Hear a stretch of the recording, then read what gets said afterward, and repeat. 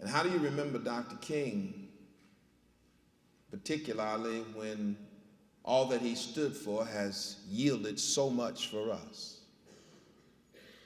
All of us are living tremendously better lives because of his sacrifice. And I'm always overwhelmed because as a younger man I was very angry, and I still carry a great deal of anger regarding injustice, discrimination, bigotry, hatred on any level.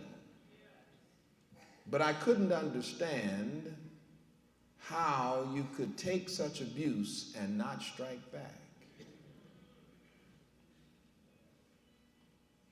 And I began to reflect and, of course, across the years pray, especially when it would come to this time.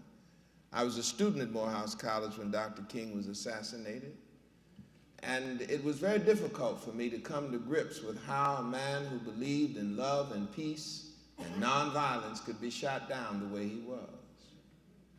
So every year this time, and especially as I grew in ministry and started to travel the country and make speeches regarding his life and work, this haunted me.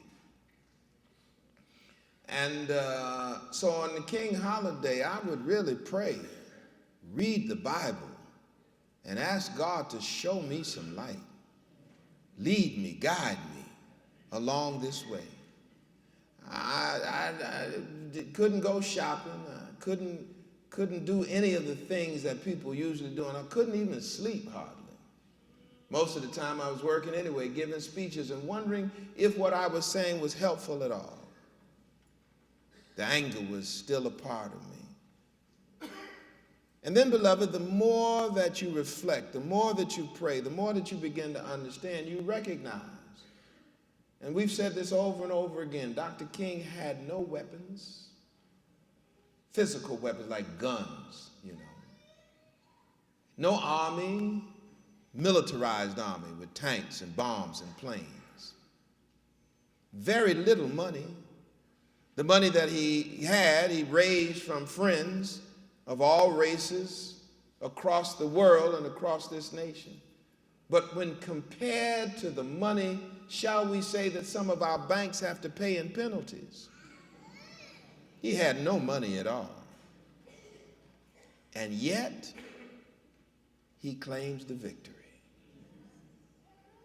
And it's hard for me, to not reflect on that without considering who Jesus was and is.